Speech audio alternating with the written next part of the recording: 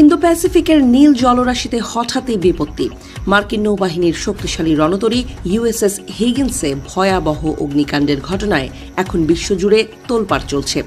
শান্ত সমুদ্রে আগুনের লেলিহান শিখা কেবল একটি জাহাজকেই দগ্ধ করেনি, বরং আন্তর্জাতিক কূটনীতি আর সামরিক মহলেও উত্তাপ ছড়িয়ে দিয়েছে।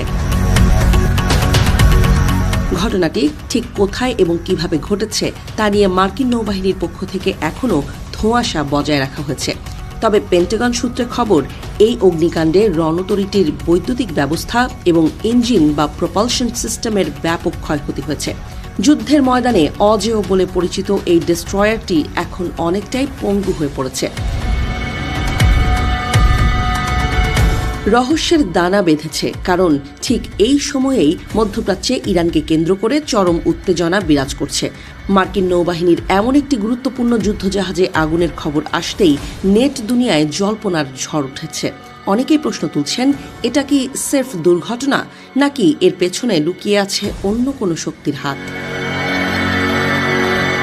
সোশ্যাল মিডিয়ায় ইতোমধ্যে নানা তত্ত্ব ঘুরপাক খাচ্ছে। কেউ আঙ্গুল তুলছেন এশিয়ায় আধিপত্য বিস্তারের লড়াইয়ে মত্ত চীনের দিকে, আবার কেউ বলছেন এটি ইরান সংঘাতের কোনো গোপন প্রতিক্রিয়ার ফল। যদিও মার্কিন সেনাবাহিনীর পক্ষ থেকে এখন পর্যন্ত কোনো সুনির্দিষ্ট তথ্য বা হামলার প্রমাণ দেয়া হয়নি। আশ্চর্যের বিষয় হল, গত এক মাসের মধ্যে মার্কিন নৌবাহিনীতে এটি প্রথম অগ্নিকাণ্ড নয়। এর আগে ইউএসএস ডোয়াইট ডি আইজেনহাওয়ার এবং ইউএসএস জেরাল্ড আর ফোর্ডের মতো বিশালাকার বিমানবাহী রণতরীতেও আগুনের ঘটনা ঘটেছে। একের পর এক মার্কিন যুদ্ধজাহাজে এমন রহস্যময় বিপত্তি সামরিক বিশ্লেষকদের কপালে চিন্তার ভাঁজ ফেলেছে। সিবিএস নিউজের তথ্য অনুযায়ী গত ফেব্রুয়ারি মাস পর্যন্ত জাহাজটি সিঙ্গাপুরে অবস্থান করছিল। জাপানের ইয়োকোসুকা বন্দরে, যার প্রধান ঘাঁটি, সেই ইউএসএস হিগিন্স প্রশান্ত মহাসাগরীয় অঞ্চলের পাহারাদার হিসেবে কাজ করে আসছিল। এই বিপর্যয়ের ফলে ইন্দো প্যাসিফিক অঞ্চলে যুক্তরাষ্ট্রের সামরিক প্রস্তুতি বড়সড় ধাক্কা খেল বলে মনে করা হচ্ছে।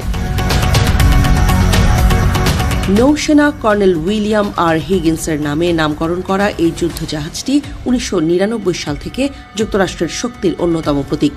আকাশপথে হামলা প্রতিরোধ থেকে শুরু করে সাবমেরিন ধ্বংস সব ক্ষেত্রেই পারদর্শী এই রণতরী এখন মেরামতের অপেক্ষায় বন্দরে ফেরার দিন গুনছে। তবে কতদিনে এটি আবার সাগরে ফিরবে তা নিয়ে কর্তৃপক্ষ নীরব।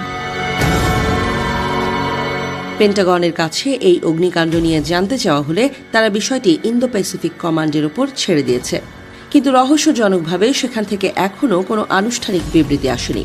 পর্দার আড়ালে আসলে কি ঘটছে, কোনো গোপন আক্রমণ নাকি যান্ত্রিক ত্রুটি, এই সত্য উদ্ঘাটনের অপেক্ষায় এখন পুরো বিশ্ব।